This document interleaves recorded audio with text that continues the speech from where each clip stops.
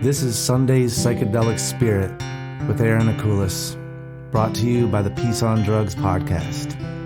An excerpt from Britannica. The sun is the bestower of light and life to the totality of the cosmos. With his unblinking, all-seeing eye, he is the stern guarantor of justice. With the almost universal connection of light with enlightenment or illumination, the sun is the source of wisdom. All right, this is a segment that I'm going to start doing on Sundays because I do a lot of reading on different spiritual texts. I've read things like Hallelujah Anyway by Anne Lamott, which is Christian based. I read a lot of Zen Buddhism based things, and a lot of things are going to be just a kind of psychedelic ideas that I've had, kind of combining different ideas from different things that I've read. But one of the last books I read was, or listened to on Audible rather, for this one was Revelation by Russell Brand. And he talked about we need to reconnect with the sacred. And I've always thought that, our society focuses on finances, number one. Make sure you're financially stable. Health would probably be number two, and for a lot of people, they don't even consider it. But there is a large fitness population, people that are into fitness. I'm one of them. Go to the gym, go running, make sure you're getting enough exercise. It's very important. But I think I would almost say even a smaller percentage are into this, are in touch with the spiritual world. Now, this would not be true if I counted all people that go to church every Sunday. I still think it's a smaller percentage than they would even want.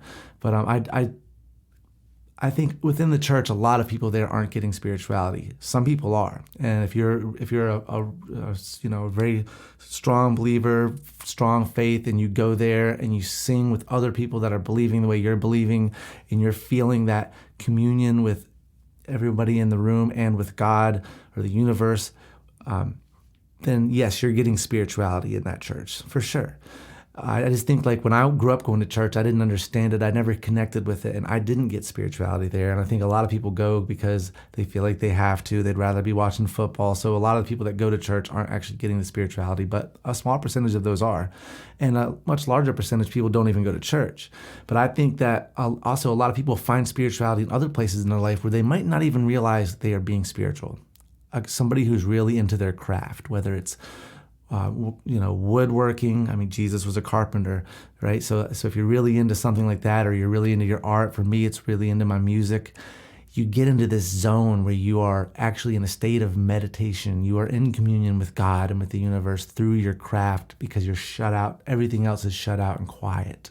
And that's what meditation is. Some people find, whether they're doing yoga or just doing meditation retreats or doing psychedelics, people are finding the sacred, but I think more people need to be in touch with it. And I think what I'm trying to do here with this is a weekly dose of a little spirituality.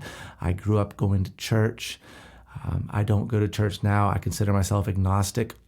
Not long ago, me and one of my friends, Josh, were going to try to start like a church for the agnostic, the people who don't have an ideology that they can, read, old texts that they read that they believe in 100%, but they also believe that there's got to be a purpose for some of this. This has to mean something. And they want to be in touch with their spiritual self, but they can't find it in the churches around town. So I wanted to create something for people who don't necessarily know what they believe, but also if you're a Christian and you want to just get a new perspective on cool little things to get the week going. This is not like the things that I'm going to talk about are not to clash with Christianity or to clash with or tell you not to believe whatever you believe. I think that just like there are Zen Buddhist Christians, because Zen Buddhism doesn't say this is the one and only God. Christianity might be interpreted that way for a lot of its people, but you can be a Christian and believe Jesus, but also do Zen meditations. So that's kind of what this is. This is Sunday's Psychedelic Spirit. I just want to do a spiritual podcast based on psychedelic ideas. Now, psychedelic to me doesn't necessarily mean drugs. Like Duncan Trussell on his podcast, he talked about the book, A Short History of Nearly Everything by Bill Bryson, an amazing book.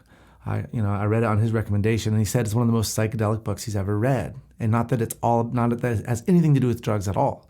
It's just about what we figured out about the universe how we figured out, from evolution to the Big Bang to everything. And it was just this mind-blowing book. And that's kind of the direction I'm going to be going in a lot of these podcasts. Some of them I will read straight from, a story that was, Jesus, or stories from, Islam, or whatever, like cool little religious stories I find.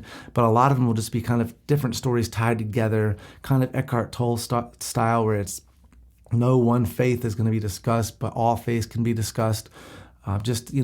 Great lessons for life and cool stories. So today, for the first one, I picked sun worship. Now, this is not actual, I didn't go back and research, some sun worshiping cult, and this is what we're going to read from. No, I just have my own theory about the sun. It was based on a few different books that I've read. The first one was Until the End of Time by Brian Greene. Now that book was almost terrifying for me. It was like, but it's all mathematical. I think he left out this element of the spirit, the thing we don't know, and he just described our existence through the Big Bang and through the evolution, throughout time, and kind of left out the spirit element, and just everything's just particles and random, and it doesn't mean anything. And I read that right before 2020 lockdown, and it kind of messed with me. But he talks about the sun. There's a theory that the sun could be conscious. I'll come back to that. So I've developed my own theory of, it's not really sun worship. It's the idea that we're going to get to is that we are the sun. Now that immediately is going to sound absolutely crazy, but if the idea we're going to come to is the sun is a huge amount of energy that's a huge conscious presence, and that we all exist because of the sun. We are all particles of the sun. As people say that we are stardust, whatever. We are from that. So we are the sun experiencing the universe outside of the huge ball of consciousness that is a big ball of flames, which is the ultimate consciousness, and we are all just beams of light. And so there was I'm going to read one thing, because if you remember, if any of you grew up in the church like I did, there was this idea that Jesus, on the third day when he rose from the dead, he turned into, he exploded into light. And that's how he kind of went to heaven, was through an explosion of light. And there are actual stories all over the East of people that are so become, such Buddhists that they found such enlightenment that they actually burst into light. And there was a Catholic priest that actually went exploring for these stories because he was interested, because that's what happened with Jesus, and that Jesus might not have been the only, the way the Christian says, he's the only light to heaven, but there might have been many people throughout history that have actually done this. And it sounds bizarre to me. I'm not saying I actually believe people do explode to light, but I'm saying that we don't know that they can't either. So this is from page 207 in the Immortality Key. Thousands of years before Jesus or the lamas interviewed by Father Francis, the Egyptian pharaohs are said to have acquired the light body of a shining spirit that allowed them to traverse the starry afterlife. The light body. I love that. So if we are just the sun, experiencing ourselves subjectively in this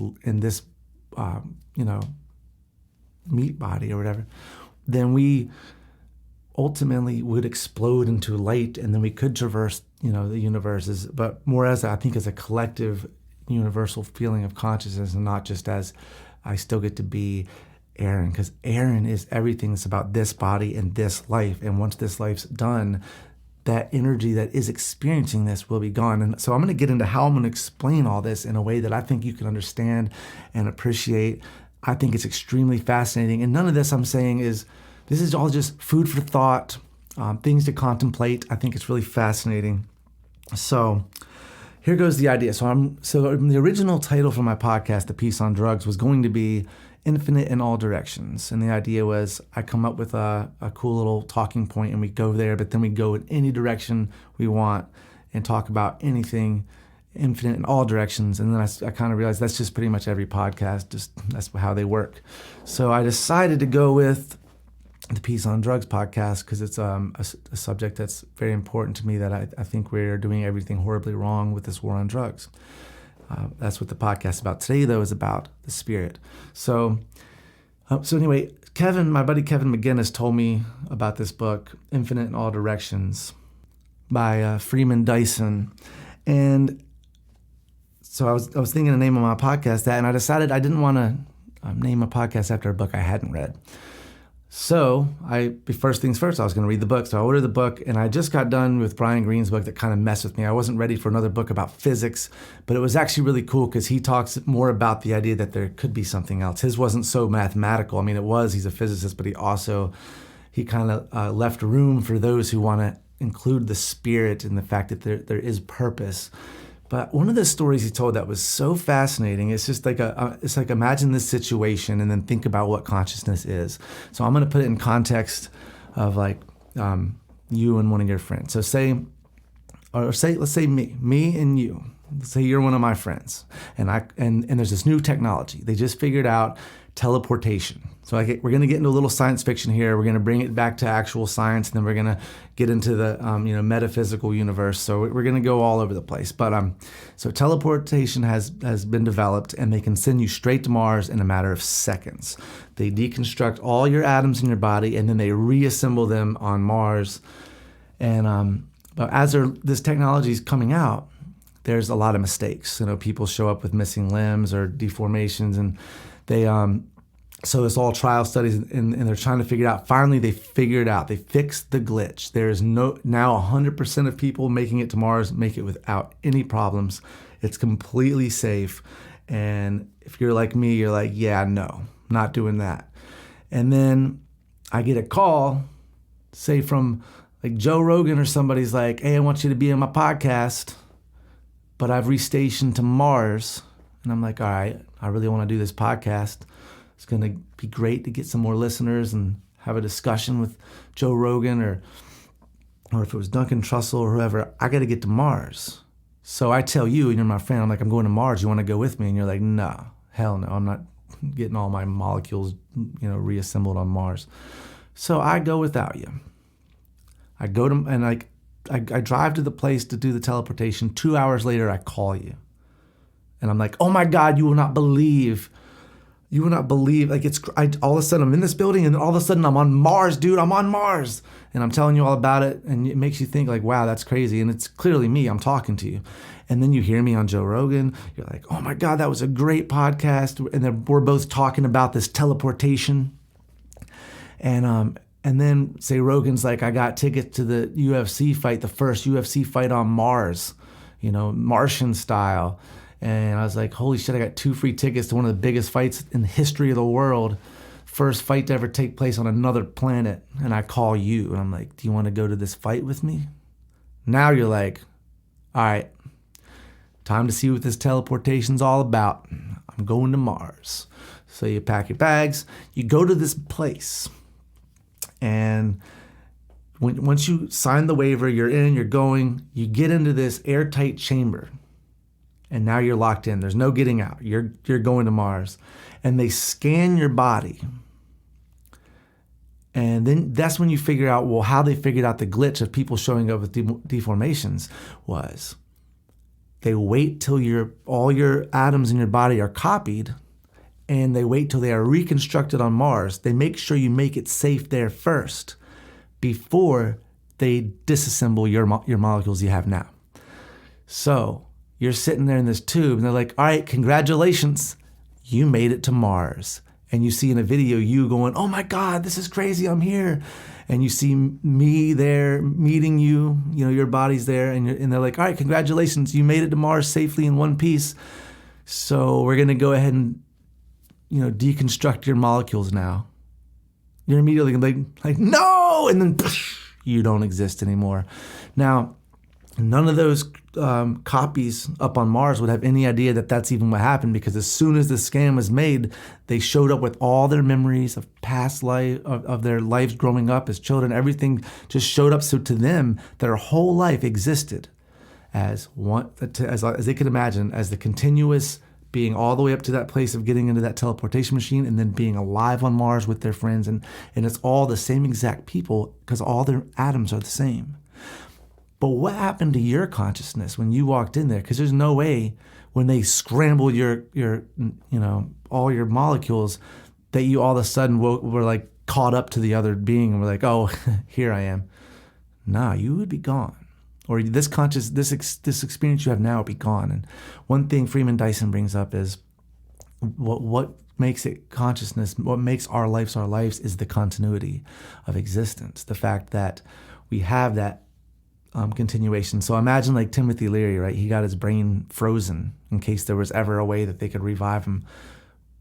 Well, if they revive that consciousness, does Timothy Leary just feel like he took a really long nap? And here's the thing, that consciousness probably would feel like that. That's exactly what that consciousness that woke up would feel. They would feel that they just took a long nap, but the original awareness that went away was gone. So what the hell is that? It doesn't make a lot of sense. Also, you can't say we have continuity of consciousness when every single night there are periods that we don't have any idea what's going on. We just wake up every day and start playing the role of our current consciousness. And that brings me to what we actually are.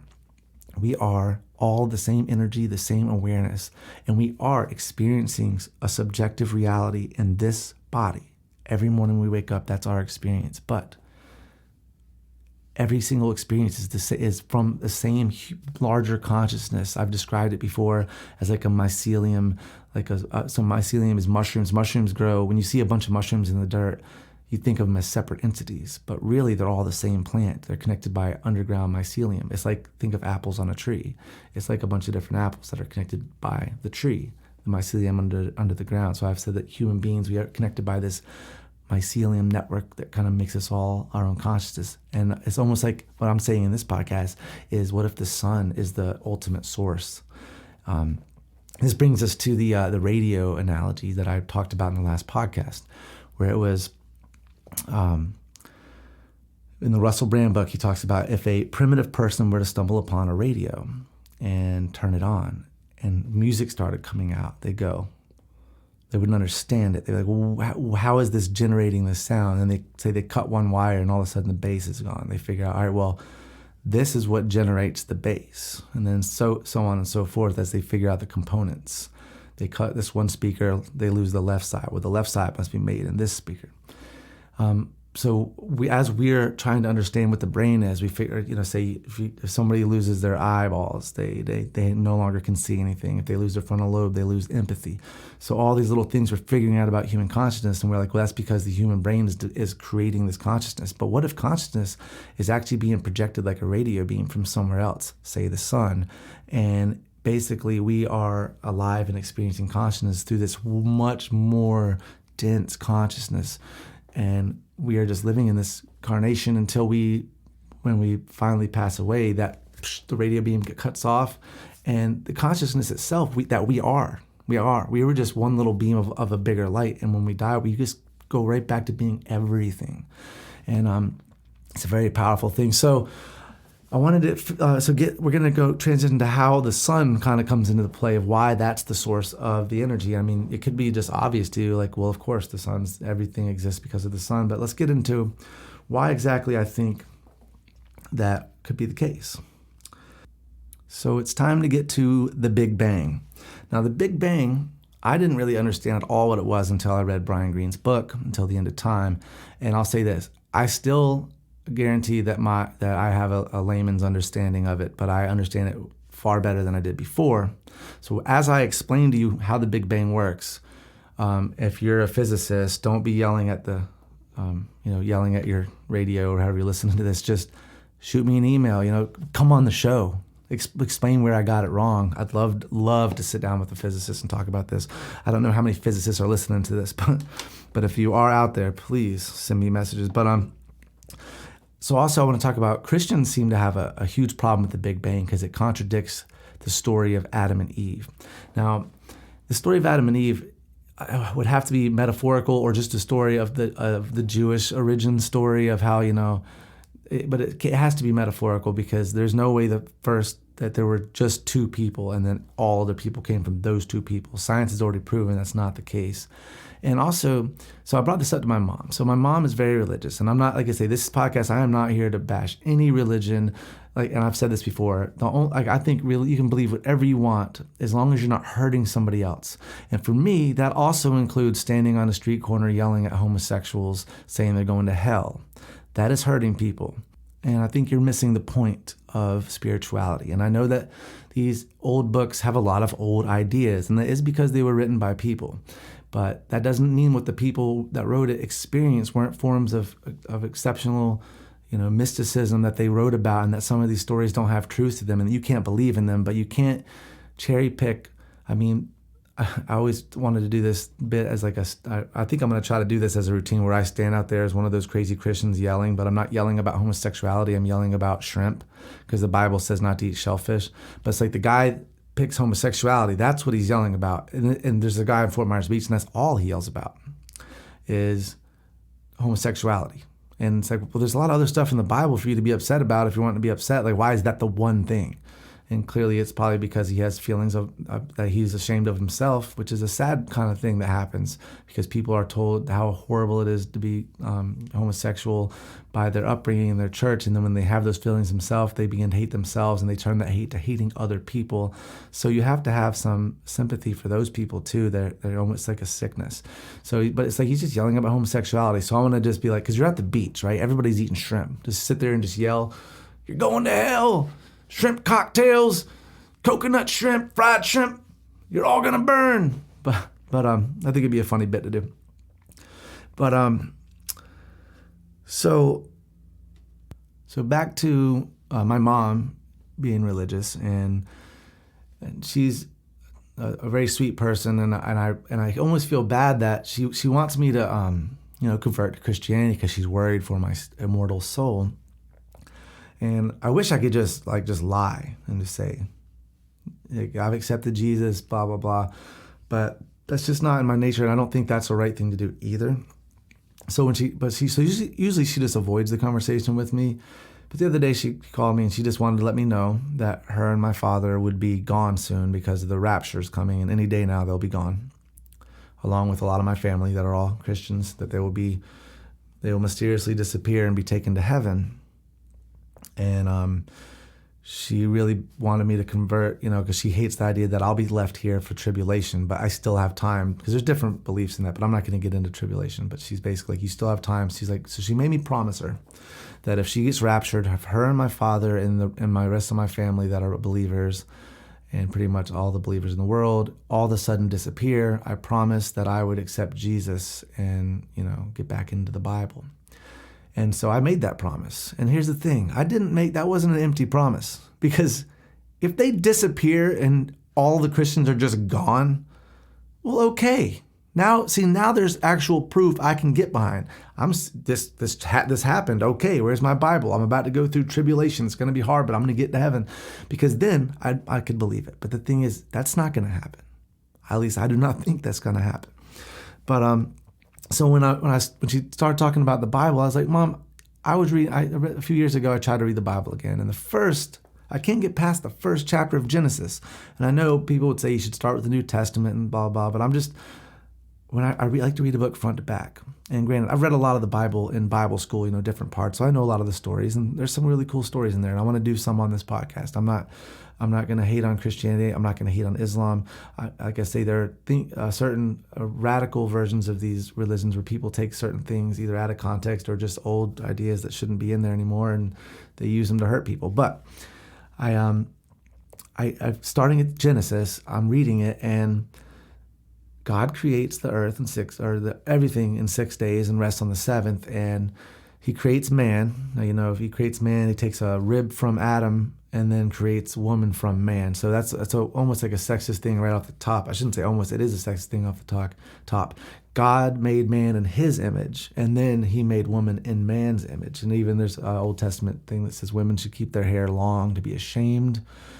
Men should keep their hair short to be proud because they're the image of God. And you think about other religions where women wear those things all over their head, cover themselves in the Islam and stuff. So it's kind of spread out through all religions where women are supposed to be kind of hidden.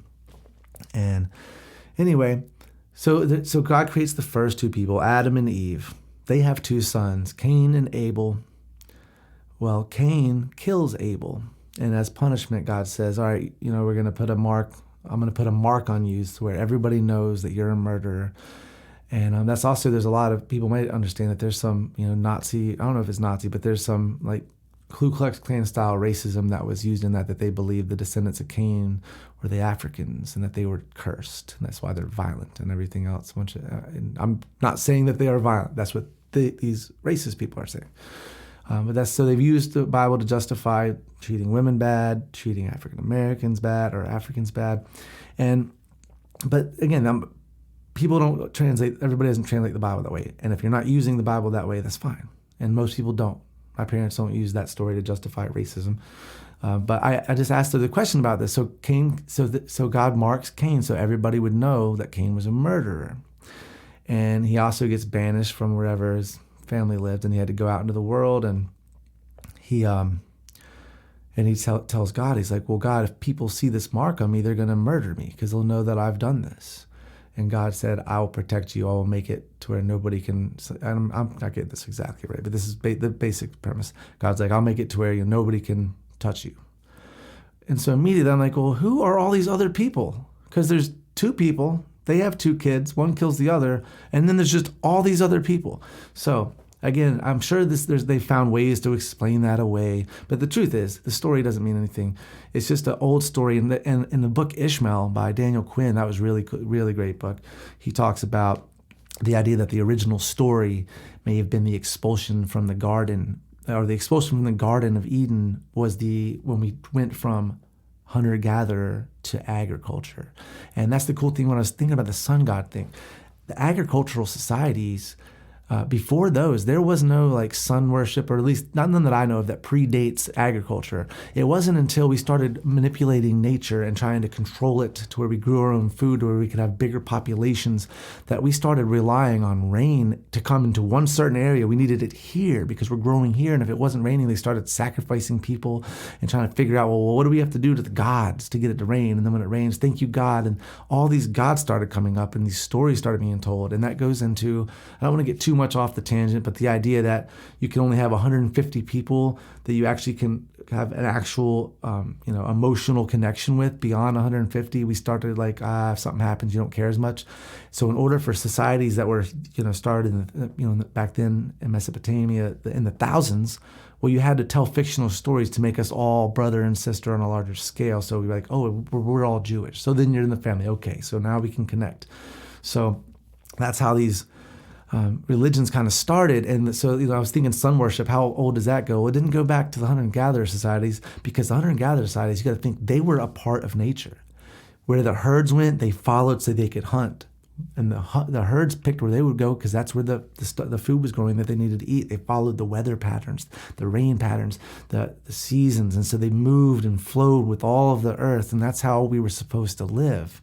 And the expulsion from the garden was, all of a sudden we're going to start having bigger societies and start having property that we have to defend. And now we're going to start having these crazy stories that we're telling, fictional stories that are getting turned into, justifications of genocide, all these things.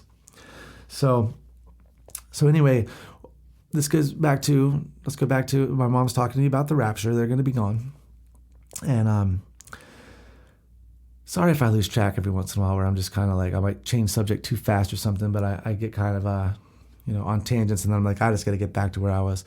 So anyway, I'm talking about, it was about the garden, and I'm asking my mom, it's like, you couldn't even explain that. You couldn't even explain, like you tell me to get into this book, but you can't explain the opening chapter. Like, that doesn't make any sense. And she's like, oh, but like two atoms collide and the whole universe exists makes sense. And I understand her problem with it. But see, the thing is the Christians who don't like the Big Bang Theory don't understand the Big Bang Theory. They don't know what actually it is. They just think, oh, nothing, and then all of a sudden something. And they're like, well, and I'm like, well, actually, it just started with these little molecules. Well, where'd they come from? And I'm like, all right, well, where'd God come from? Well, God's always been. Okay, well, those molecules have always been. I don't know, like, how is that a different argument?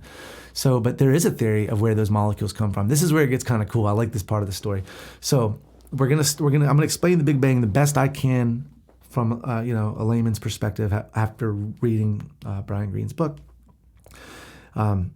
There's a few molecules, and by a few I mean a few million, I believe it was, like millions of molecules, but they fit within like a billionth of a centimeter space. Like, they're the smallest amount, but they're just millions of molecules just bouncing around like fizz in that little space. And people go, well, where did that come from? Well, there's a theory that there was a whole nother universe. And eventually a universe will get sucked into a black hole once a certain amount of, mass generates.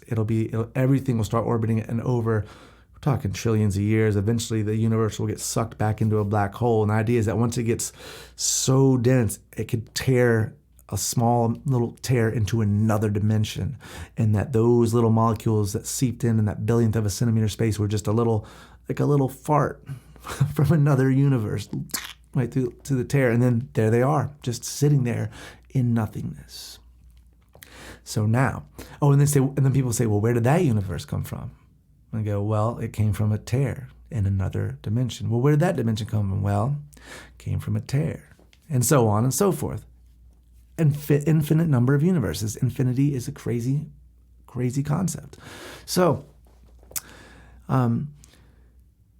and this brings me back to Stephen Hawking's book, A Brief History of Time. This is pretty fascinating to me. In A Brief History of Time, Stephen Hawking opens it. I'm pretty sure I got the right book. I don't have some of these books to do the research on, so things that I've read, I'm pretty sure it was Stephen Hawking's The Opening of A Brief History of Time, where there's a scientific briefing or whatever. The scientist is up there explaining the new theory for the Big Bang or whatever, and this old woman stands up and she goes, it's like, this is all a bunch of bull. Everybody knows that the Earth is sitting on the back of a giant turtle.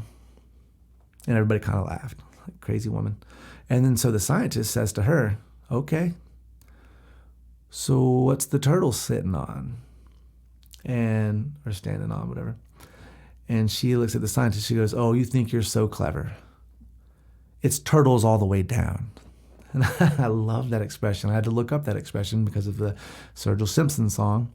But that she said turtles all the way down. So it's just one universe sitting on top of a universe. And basically it's like she could actually be closer to being right than anybody.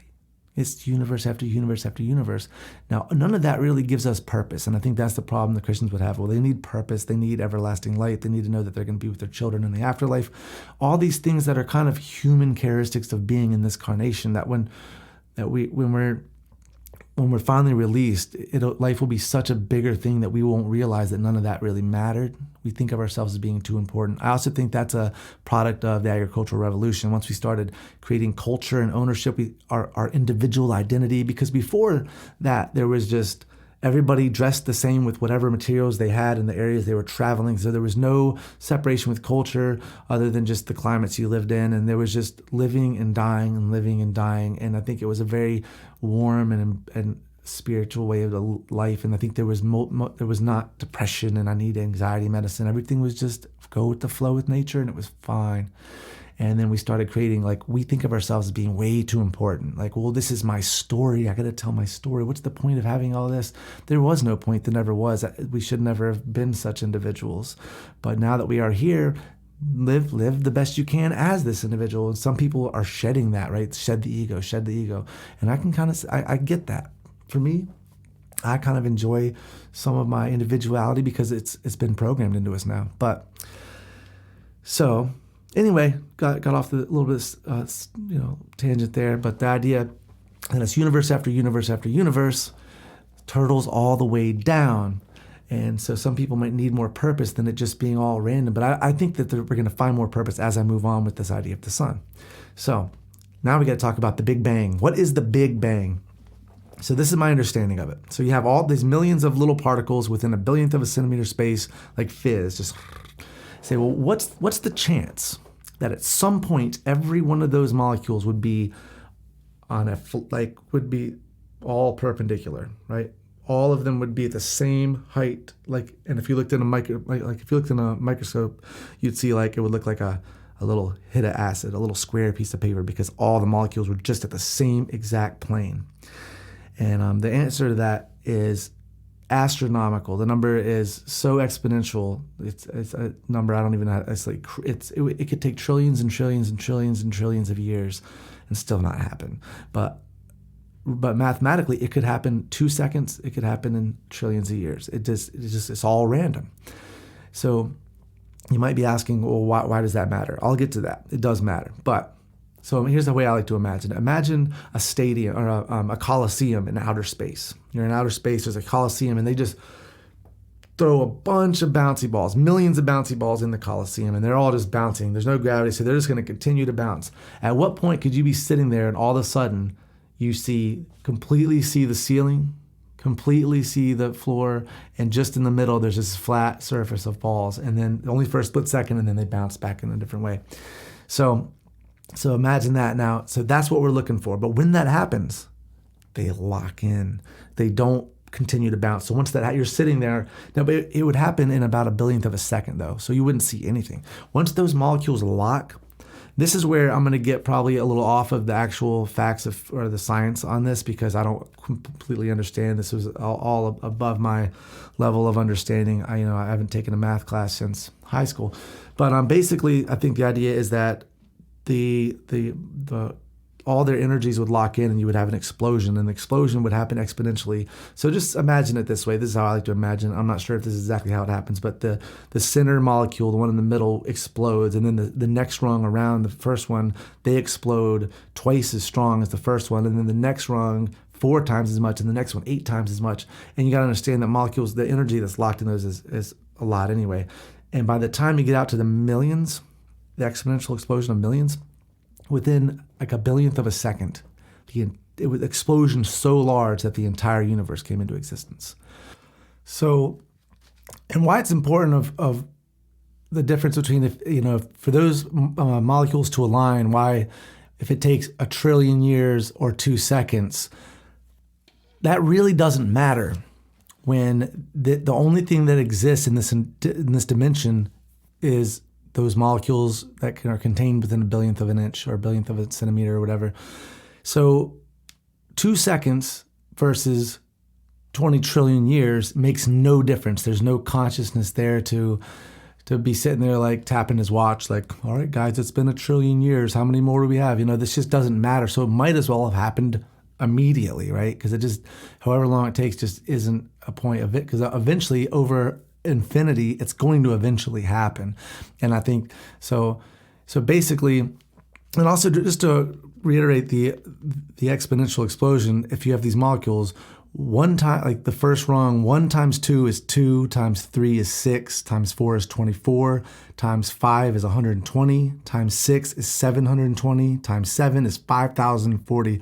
So it would have got 5,000 times bigger of an explosion just by the 7th rung. So when you get to the millions, that's how the explosion was so large, to immediately, all of a sudden, boom, explosion.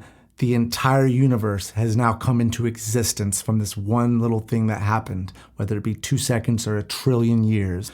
And when this happened, all the elements that exist in the universe were exploded into the entire universe. So here we have all these different molecules and different things floating through space. And then you would find certain pockets in outer space where they were more dense. And so the more dense areas that were floating in space would kind of come together, and then gravity would pull more and more together, and they would start becoming these huge masses. And once they got a certain amount of mass, the center would ignite.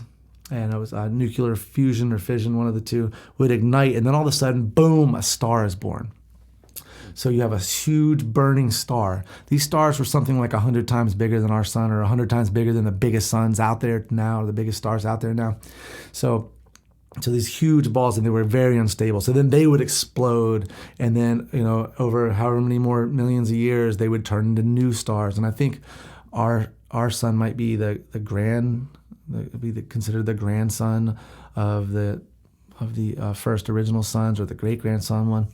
So they finally got stable enough to not keep exploding. However, they were still unstable enough to have all kinds of explosions on their surface, blasting out different rock material basically that would harden and then orbit them. And there come the planets.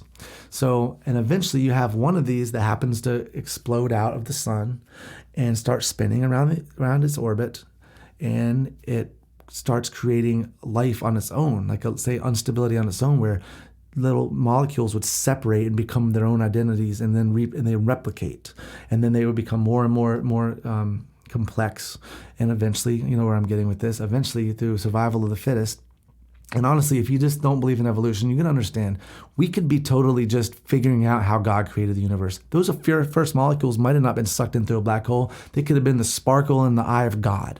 We do not know. So just if you believe in Jesus and God, fit this into the story, because this is what science has figured out. You know what I'm saying? And if you don't like the idea of evolution, it's too bad. That's what happened. Survival of the fittest is a thing. And you're like, well, why isn't it happening today? Because it takes millions and millions of years for small changes to happen. But I tell you right now, evolution happens. How do you think that keep having mutations of this coronavirus? It's because as it replicates, it changes certain things about it. And that's the same thing that happens with human beings and with animals. They replicate over and over, and certain little things change. And over time, you can see drastic differences. So anyway, just getting past that for those that are religious that aren't on board for evolution, we evolved until all of a sudden eventually becoming up to the person you are today, sitting here listening to this. And basically, that means we are the sun. 100% came birth from the sun and replicated, and all of a sudden, here we are experiencing. And this brings me to an Alan Watts thing he said. We are the universe experiencing itself, or looking back at itself, one of this. But it's a great quote because we are products birthed of the universe. So our experience is the beauty and wonder of our own selves because we are part of the universe. So this idea, so now let's get into the sun's consciousness. So I'm reading Until the End of Time, and it's really, I hate it because I couldn't find the book. I know I own it. I don't think I'll let anybody borrow it, but I cannot find it. It's not on my bookshelves. So I was going to actually read the direct quote or quote it directly. But basically, he was saying that there's multiple theories of what consciousness is, what our own self-awareness is, and we don't really have any answer. We're not even very close to figuring it out. And one of the problems is we have to use our consciousness to figure out what it is, and that makes it almost an impossible task. But there are theories of what consciousness is, and one of them, if you applied the same rules of what this theory would be, which is something to do with a certain amount of molecules working together at the same thing, at the same, I'm totally messing this up. This is why I wanted to find it. But there's a theory, basically. There's a mathematical theory of what consciousness might be. And this same theory, if it were true, could also apply to the sun with the amount of energy the sun has. The sun could be conscious. Now, if you're listening to this, you're like, oh, that's ridiculous. The sun's up there like, hey guys, just up here, hanging out. Like, you're thinking human consciousness. I'm thinking ultimate consciousness. This is when, if you ever meditate or you're in that place when you say you feel God in the church, you feel that moment where of euphoria and connection to everything, whether it's through psychedelics, whatever, and all of a sudden it's like this amazing silence and this presence of like this ultimate presence. Imagine that's what the sun is like that times a billion or a trillion, just that burning sense of awe, and it's just like this orgasmic, euphoric ball of love, and it's just up there burning, and then basically it's projecting consciousness and awareness across the entire, throughout our solar system, and projected life on the earth. And you got to admit something about this idea of sun worship or being the sun or saying we are products of the sun is, if the sun were to blow up, we are completely gone. We need the sun for everything on this planet to work. We are the sun is the reason this planet even exists. So the idea that we could be a subjective little piece of consciousness that is actually transmitted from the sun is not as crazy as it sounds.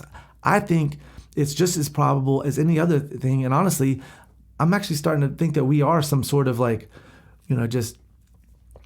we are imagine a shard of light that's encapsulated in a temporary, body that we are existing. And that's where the most pure that we've talked about on the earth, the stories are they burst into beams of light, because that's what we all are to begin with. And, at some point when we do expire, we will become back to being just everything. And that's an idea of what God is. So that's my basic this Sunday psychedelic spirit for this week. That's the kind of idea. It's something to think about, food for thought, that we are all one consciousness. I'm going to do the quote. I've done it on the other podcast. This is Bill Hicks. He says, "Today a young man on acid realized all matter is merely energy condensed to a slow vibration. That we are all of one consciousness experiencing itself subjectively. There is no such thing as death. Life is only a dream, and we are the imagination of ourselves.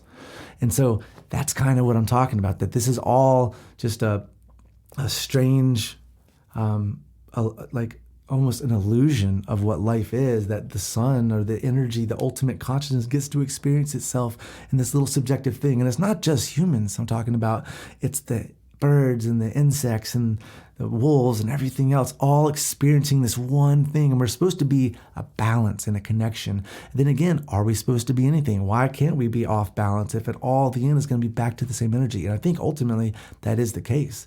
That ultimately, whatever happens, it'll be okay.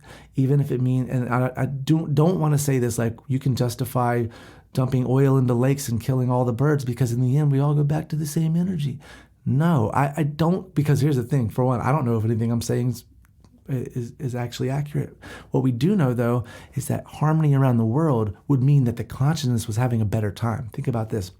If your consciousness were all different experiences across the globe of animals and everything was just harmonious and you're sitting there in this meditative state, imagine if one of those species kind of got a little out of control and figured out how that they could kind of start destroying all the other animals, and all of a sudden the other animals were suffering, and you have water buffalo scared of bombs and eating opium. You have all these things happening across the globe, and then you have genocide, and then all of a sudden there's an imbalance within the people. You have a very small percentage of people who have all the fun and all the wealth and the yachts, and then you have a lot larger portion of the world that's starving or barely getting by and living in tent shanties. And so your own, if that all is one consciousness, then our ultimate home is kind of clink. It's like it's not in balance, and it's undesirable. What we need is to have a more balanced, collective consciousness of everything that we live. And honestly, this goes back again to the agricultural revolution. But the problem is we can't go back. There is no going back. I mean, could we? In theory, yeah, but we're not going to. You're not going to get enough people to say, and also because there are far too many people to hunt and gather now. You cannot have this amount of people and then just go hunt in the wild and everybody live that way, because it takes a lot of land to live that way. Just think about grass-fed beef versus the way we feed them in these industrial farms. Grass-fed have to roam a certain amount of area, so a lot more area has to be cleared for that. Same with hunter and gatherer. So you'd have to immediately wipe out most of the human race. So we're not going back that way, and I don't think we should, but we should figure out a way to do with what we have with technology, with where we've got, to figure out how to get a more egalitarian society where people are more equal. And this is, I'm not thinking communism either. Don't think I'm like going in some hippie direction with communism. No, we need to use the motivational tools of humanity through, I think, capitalism, but implementing some socialistic ideas, and we really got to shift the balance from, everything's just very off balance right now. But the best way I think we can start with that is for you yourself to get in balance, get in tuned with the universe. So I'm going to end this with, again, this was food for thought for the week. Think about it, discuss it. And for now, what we're going to do is we're going to get into a meditation. Let's try and really feel what the sun is, like that, what that energy, ultimate energy is. Now, I'm going to end this podcast here because there's no point in me sitting here in silence for 10 minutes doing this with you. Let me say this. If you're listening to this and you're in the car driving, you can meditate when you're driving. You can meditate when you're jogging. You can meditate when you're doing anything, because what it is it's shutting off that incessant flow of language that's going through your brain constantly. So if you're driving, turn off the music. Maybe roll the windows down if it's not too hot or whatever. Fuck it. If it's too hot, that's even better. Roll the windows down. Experience the world. If it's too cold, whatever you're feeling, roll the windows down. Experience. Just be in the moment and be. Obviously, you can't close your eyes. You are actually the safest driver at that point, because you're 100% aware of exactly what it is you're doing. You are driving, you know where you're going, and that's all you think about is what you're doing right then, and still feel that energy flow of you going through the motion of what you're doing at the moment. And when you start to get able to do that in other aspects of your life, to where you're almost in a meditative state when you're at work and doing these other things, you're going to grow. Your spirituality is going to grow, and it's going to be contagious. Other people will feel that, and that's what we want. We want a global consciousness awakening. So that's what we're trying to. I'm trying to help with this little Sunday edition. I'm going to try to do one of these every Sunday. I don't know if all of them will be as complex. Some of them might be a very short 5-minute for the week. I read something from, the Four Agreements or one of the other books that I love. So thank you so much for listening, and I love you all. And just remember that we are all the same energy, born of the same star. To hurt your neighbor is to hurt yourself. We are all infinite, and we will all shine on. Now spend the next 10 minutes in the moment, experiencing only the present, and then enjoy your Sunday. And everyone, please, above all, be kind.